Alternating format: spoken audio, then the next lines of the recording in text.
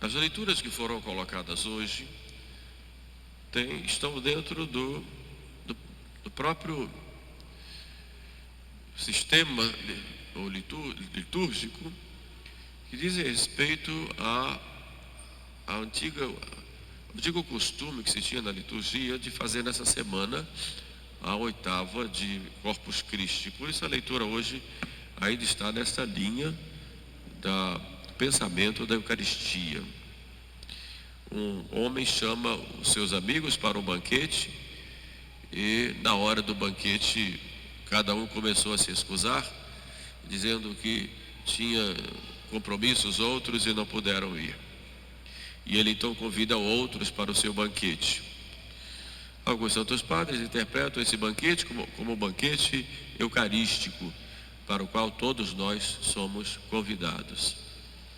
Certa vez Jesus estava lá na Samaria e teve sede, e chegou uma mulher para pegar água no poço de Jacó, onde estava Jesus sentado, e Jesus pediu água, dá-me de beber.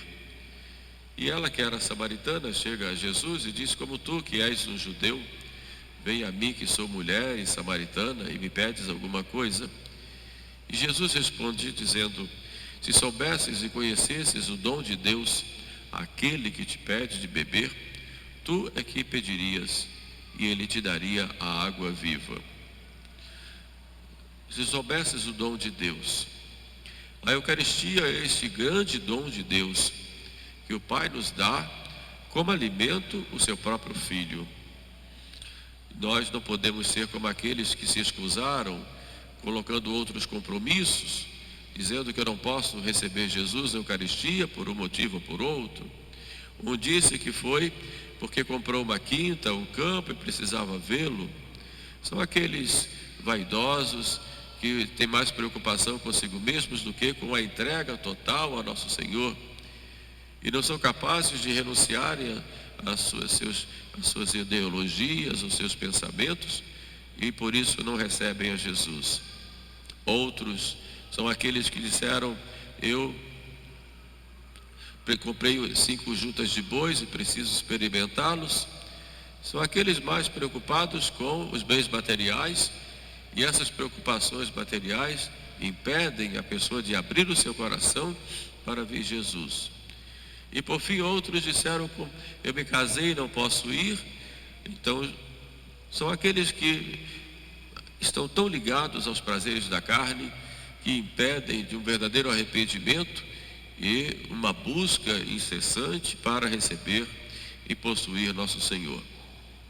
Mas Jesus chama outros, chama todos: entrem no meu banquete, venham participar da Eucaristia. E nós recebemos então a comunhão.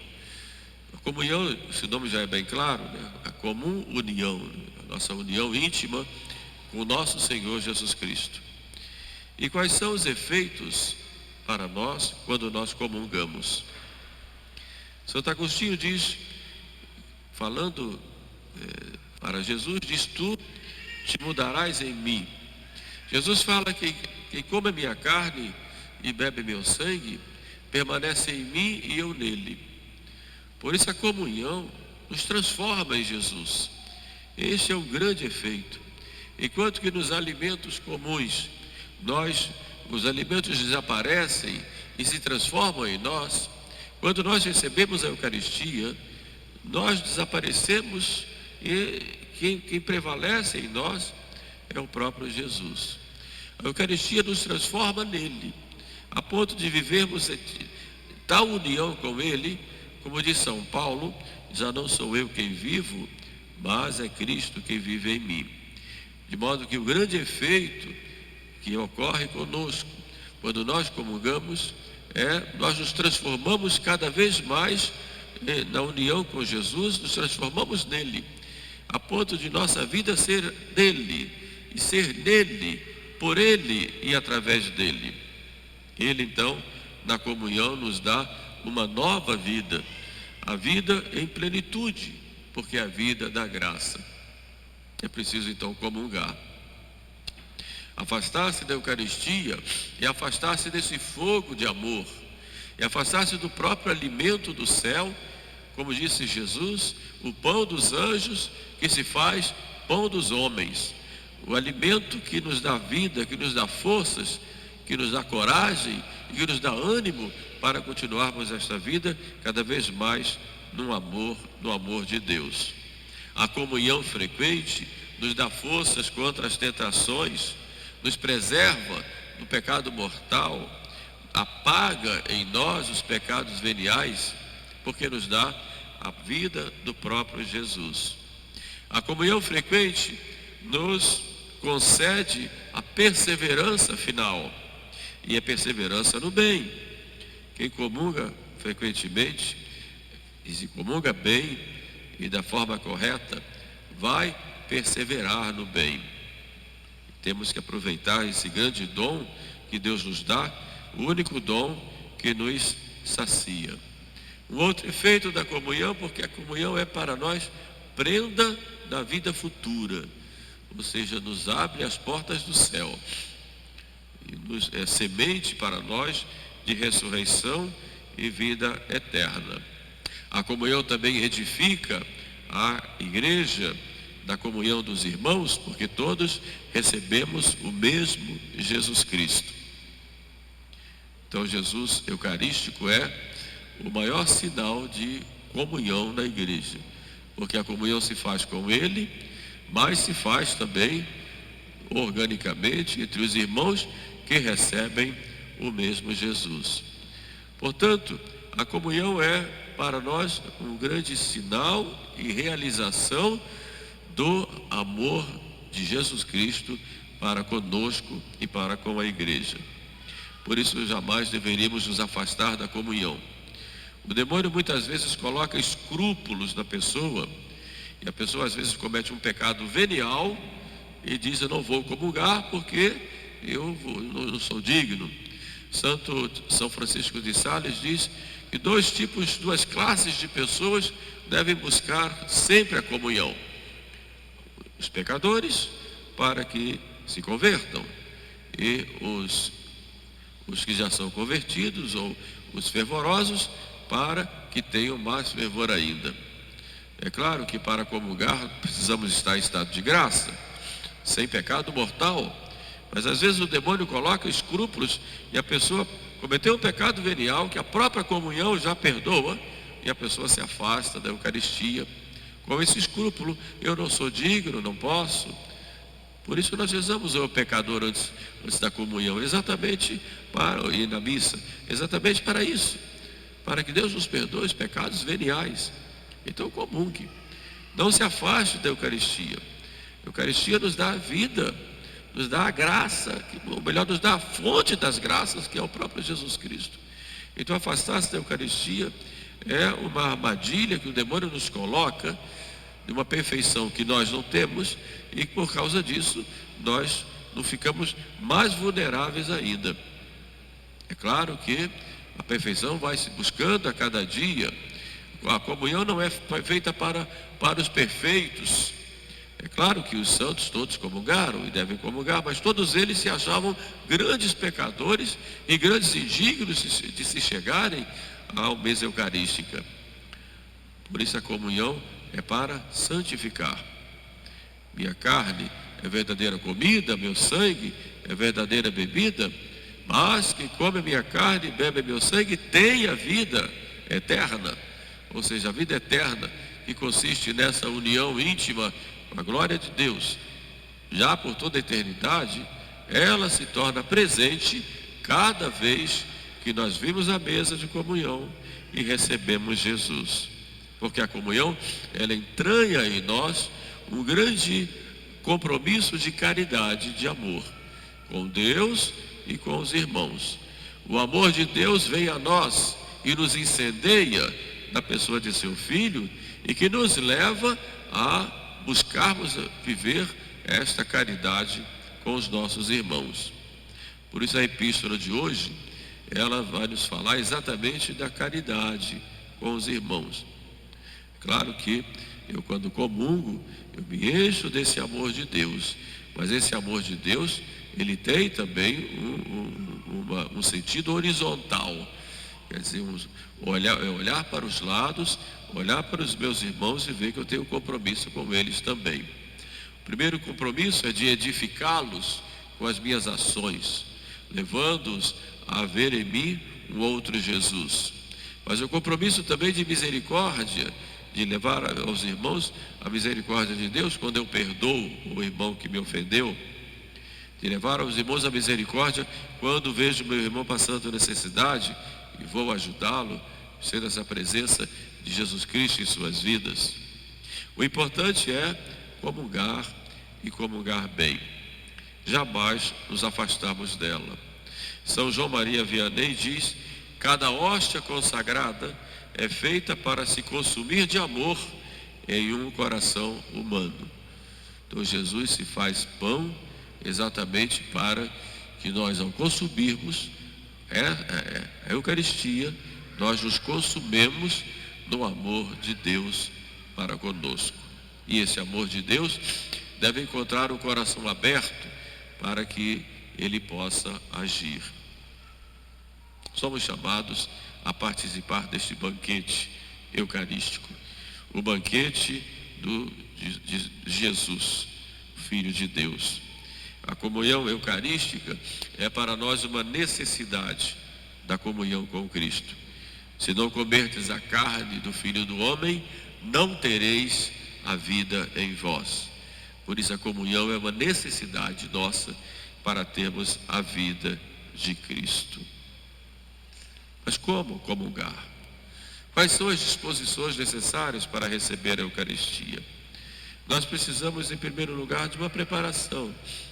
Quando vamos a uma festa, por exemplo, nós nos preparamos, marcamos os horários, nos ajeitamos, preparamos nossas vestes.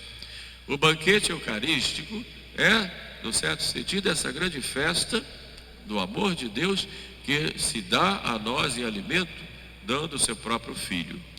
E quais são as disposições para nós recebermos bem a Eucaristia? Há disposições do corpo e disposições da alma. Disposições interiores, primeiro temos que ter um ato de fé na presença real de Jesus. Eu creio, Senhor, que estás presente na hóstia consagrada. Eu creio. Corpo, sangue, alma e divindade. Eu creio. E porque eu creio, eu adoro. E porque eu creio e adoro, eu amo, Senhor. Essa é a primeira condição espiritual, ter fé. Ir se aproximar da mesa sagrada com espírito de fé. Mas também com o espírito de humildade. Eu não sou digno, Senhor, de vos receber em meu coração, em minha vida.